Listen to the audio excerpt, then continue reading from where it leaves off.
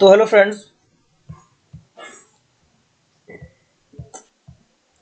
तो आज के वीडियो सीरीज के अंदर हम डिस्कस करने वाले हैं IWT यानी इंटरनेट एंड वेब टेक्नोलॉजी के यूनिट 1 से लेकर यूनिट नंबर 5 तक के इंपॉर्टेंट टॉपिक को। ये टॉपिक्स अगर आप कवर अप कर लेते हैं तो आपके एग्जामिनेशन की बहुत बेहतरीन तैयारी हो जाएगी, बैक लगने के चांसेस बिल्कुल कम हो जाएंगे। साथ ही साथ वीडियो स्टार्ट करने से पहले रिकमेंडेशन ये है कि अगर आपने अभी तक IWT यानी इंटरनेट एंड वेब टेक्नोलॉजी के प्लेलिस्ट को एक्सेस नहीं किया है तो एक्सेस कीजिएगा। प्लेलिस्ट का लिंक आपको नीचे डिस्क्रिप्शन बॉक्स में मिल जाएगा। साथ ही साथ अगर आपको नोट्स वगैरह एक्सेस करना है तो उसके लिए नीचे टेलीग्राम ग्रुप का लिंक मिल जाएगा। वहां से टेलीग्राम ग्रुप में डायरेक्टली मुझसे जुड़ के जो भी नोट्स वगैरह एक्सेस करना चाहते हैं वो कर सकते हैं, वहां से आप देख सकते हैं। ओके, तो आइए स्टार्ट करते हैं। क्या उनका प्रोसीजर है, किस तरीके से चीजें यहाँ पे बनती है और कौन कौन से टॉपिक्स आपको कवर अप करने हैं। बेसिकली ये चीजें वेब डेवलपमेंट पे आधारित है।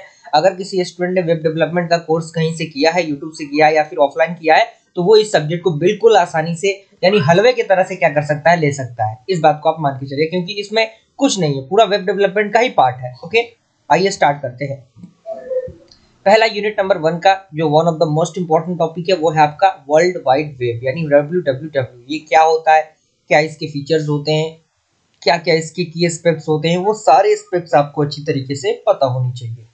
उसके बाद HTTP प्रोटोकॉल क्या होता है, किस तरीके से HTTP प्रोटोकॉल यूज होता है, वेब ब्राउजर क्या होते हैं, वेब सर्वर्स क्या होते हैं। उसके बाद आपको देखना है कंसेप्ट ऑफ वेब डिजाइनिंग यानी किस तरीके से वेब डिजाइनिंग का जो कंसेप्ट है वो वर्क करता है, क्या क्या उसके अंदर फीचर्स होते हैं, एडवांटेजेस होते हैं, उसके डिसएडवांटेजेस होते हैं, स्ट्रक्चर क्या होता है उसका।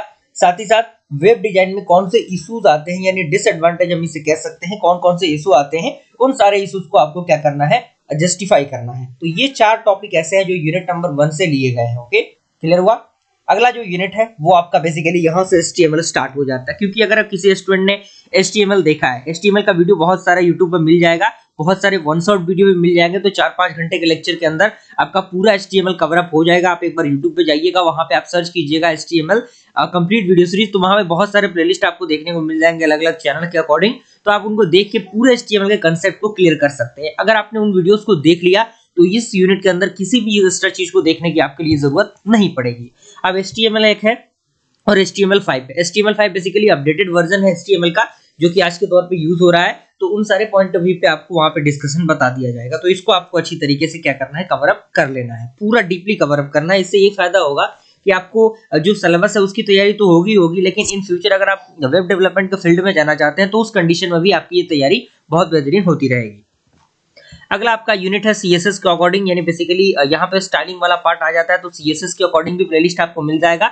उसके बाद जो अगला है वो है JS यानी JS stand for the JavaScript. तो जावास्क्रिप्ट के अकॉर्डिंग भी आपको वन शॉट वीडियोस बहुत सारे प्लेटफॉर्म पे मिल जाएंगे यूट्यूब पे। आप लोग एक बार सर्च कीजिएगा और कंप्लीट वीडियो आपको देखना है। ऐसा नहीं कि आपने थोड़ा सा देखा काम बन गया, वैसा नहीं करना है।